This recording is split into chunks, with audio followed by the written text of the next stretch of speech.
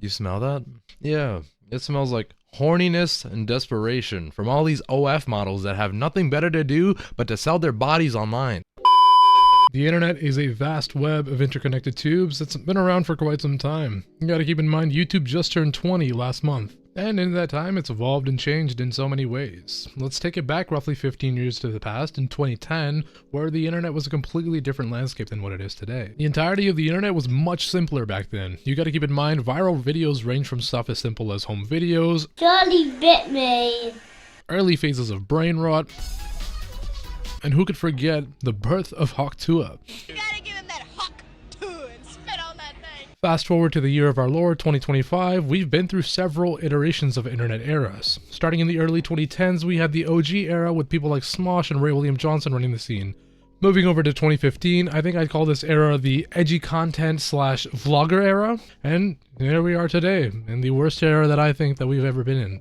The gooner era. And correct me if I'm wrong, but I think during this time, the prank era was also at its peak as well, which is where I think YouTube fundamentally changed as a platform. You gotta keep in mind, before, it used to be a place that bred innovation to more of a place that is like a legacy media, where appeasing advertisers is now their #1 priority. Do me a favor right now, go on your phone and go through your favorite social media apps and tell me how long it takes for you to come across any of this gooner content.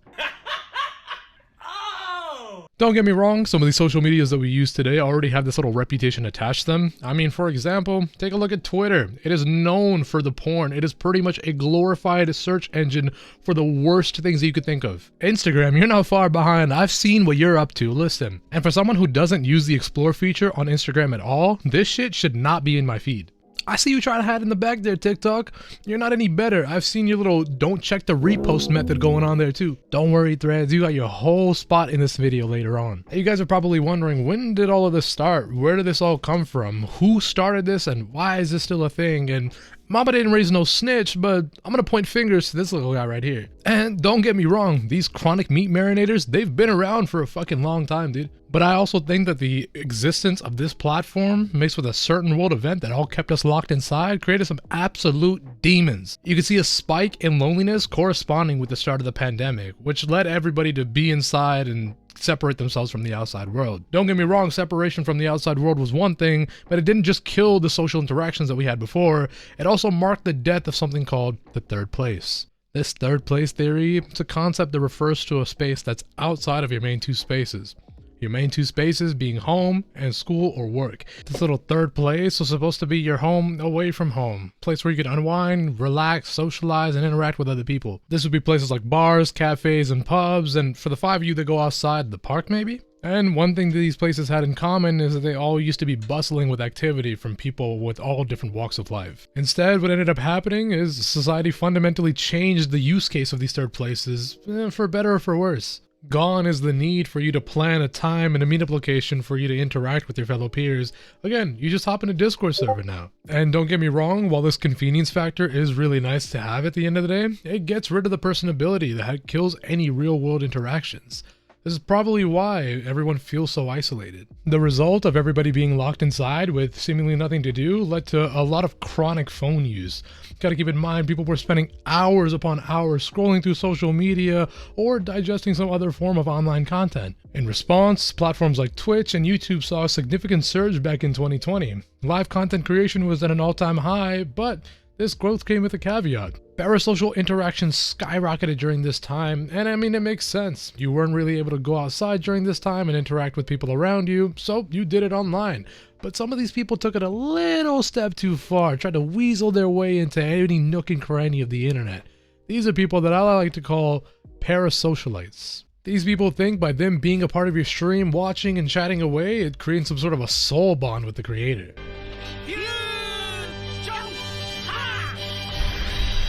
This isn't like when you join your boy's stream and chat away for a little bit. No, these people are prime examples of socially inept motherfuckers that are trying to weasel their way into somebody else's life.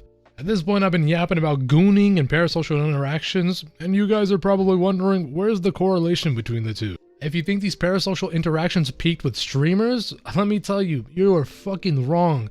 Imagine this, some random ass motherfucker getting off to somebody's messages by who they think is an OnlyFans girl, but in reality is one of these girls' managers. And at this point, no matter where you look, there's a new parasite that's taken over the about section of a woman's social media, the dreaded link in bio. Often found in the profiles of provocative women, you know the ones I'm talking about, whose sole purpose it is to funnel unsuspecting horny individuals at the expense of their dignity. Or, in most cases, $5.99 a month. Up until this point, I've been completely ripping into all of these OnlyFans girls, and don't get me wrong, they are the main focus of this video, but you also gotta realize they wouldn't exist in this industry without these deplorable horn dogs fucking funneling their money into it. We really need to bring back shame, man. I remember there used to be a time on the internet where if you paid for any form of adult content, you would get absolutely clowned on. Rightfully so too. Hey bro, check this out, dude.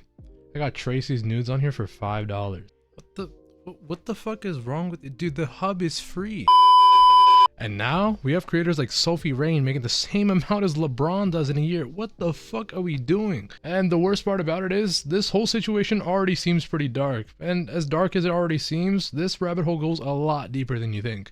Something you guys have probably heard of recently as well is the dead internet theory, which, as the name implies, states that the internet as we once knew it is nothing more than a mere husk of its former self. Posted on everyone's favorite image board 4chan back in 2019, an anonymous user started schizo posting about how the internet feels like a fabricated version of what we've already seen. I've seen the same threads, the same pics, and the same replies posted over and over across the years. This theory was popularized back in 2021 when The Atlantic wrote a news article by the name of Maybe You Missed It, but the internet died 5 years ago, claiming that the internet died actually back in 2017. In this article, they go over the fact that they have come across a plethora of Twitter accounts that pretty much post the exact same content with just enough differences for a blind eye to glance over it. AI bots were already ubiquitous during this time and have seemingly gotten nothing but worse with all the advancements that we've seen in AI, such as ChatGPT and other available online models. Taking a glance back at Threads, which is another focal point of my video over here and one of the main reasons I started recording in the first place, we see that there's an abundance of users with the exact same bio, posts, and in some cases even the same profile picture. It really does seem like what ended up being a schizo theory by some random poster on 4chan is becoming the internet that we know today. The dead internet theory suggests that we've reached a critical point in the internet where the number of bots has overtaken the number of real users with no signs of slowing down. Case in point, just go ahead and take a look at the platform that you guys are watching this video on right now. YouTube itself has seen an influx of AI content on the platform over the last few years, and it all follows the same lifeless formula. The internet as we once knew it, it's dying, and the only real reason for this is the influx of bots and AI we've seen over the last few years. Now myself, I'm currently a marketing major in my final semester of college, and as a marketing major, I can tell you that the curriculum I've seen has shifted from straying away from AI to incorporating it into your workflow. AI has its pros, like for the fact it can streamline a lot of the processes and enables users to complete a bunch of tasks that would usually require some form of outsourcing. In my personal experience, AI has been taught to be used as a tool rather than a scapegoat for you to get an easy 100 on your assignment. Now, how does this tie back into our little gooner epidemic? I mean, think of it. Anywhere you go on the internet, whether that be TikTok, Instagram, and again, in some cases even YouTube, you'll find an army of bot accounts flooding the comment sections, spamming engagement, and pushing a very certain type of content. And who is it that seems to benefit the most from these bot-driven engagement farms? Well, the people pushing it. Now, let's go ahead and take a look back at Threads, which is the main reason I started recording this video in the first place. For those of you wondering why I was even on Threads in the first place, listen, you caught me in 4K, man. The curiosity killed the cat and my fucking heart on as well. Oh, hell no! Hey, yo, pause, no diddy. That old joke I made earlier about there being like 5 active users on this platform did have a little bit of truth sprinkled into it. What you'll end up witnessing if you end up going on Threads is the most egregious form of botting you have ever seen on any form of social media.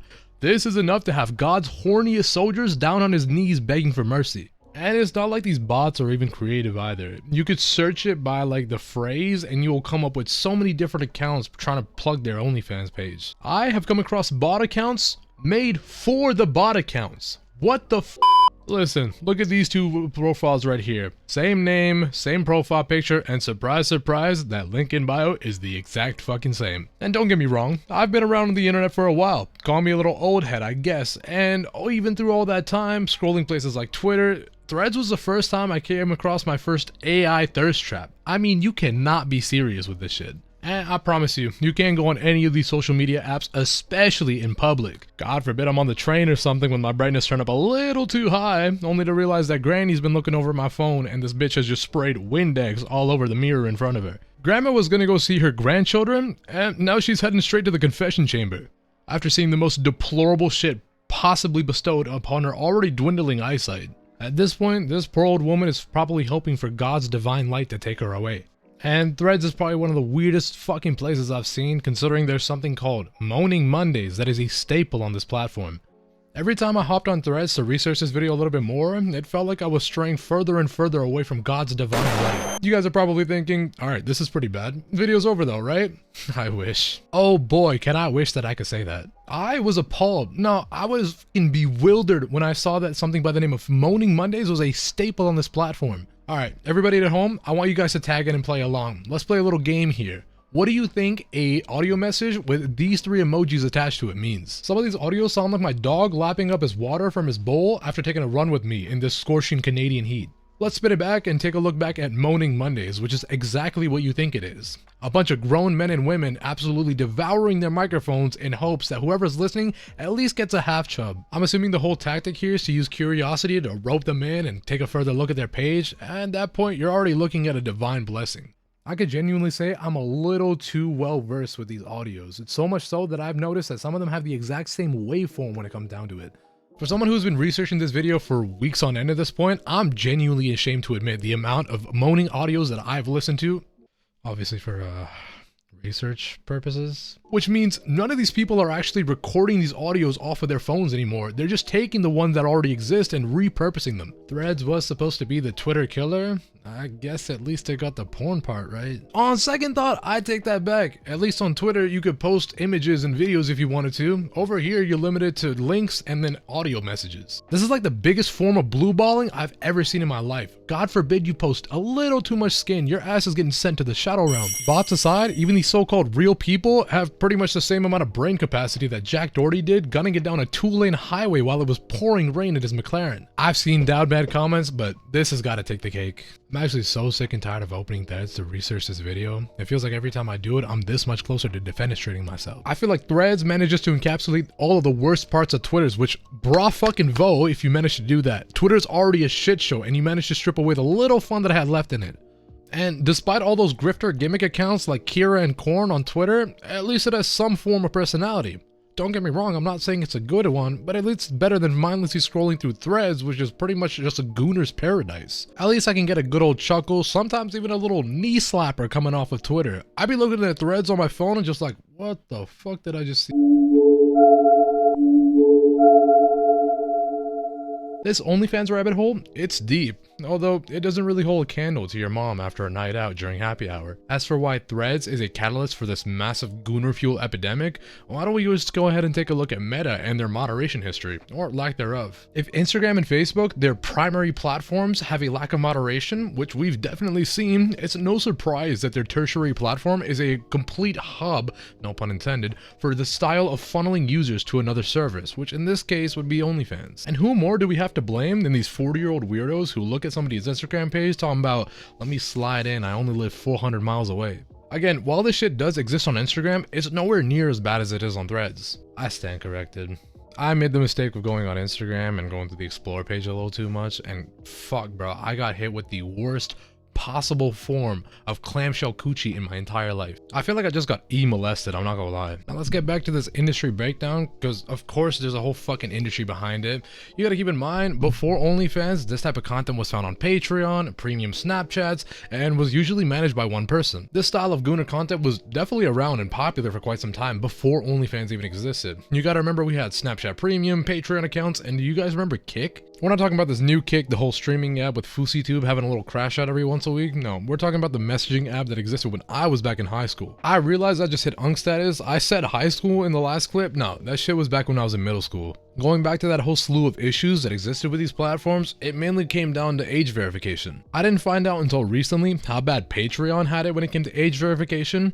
They have it now for the creators, but there's nothing barring users themselves actually from viewing this content. I mean, it totally makes sense that these content creators didn't want the responsibility directly assigned to them when it came to this. Like, what's stopping young Jimmy from getting his mom's credit card only to find somebody's booty hole spread so far apart, this man will be in eternal therapy for his self-inflicted trauma for the rest of his life. And with the trajectory of the world now, it's no surprise that Jimmy would probably come across his own mom's page. This OnlyFans industry has so many layers. Think of it like the most rancid onion you could find in your closet, and the core of it is just a yeast infection. You guys are probably aware these OnlyFans models don't work solo anymore. I'm not talking about the content, but more so they have a manager of sorts in the background, with the most common type being the DM Dominion. These so-called managers, they're actually just one part of a multifaceted conglomerate scheme.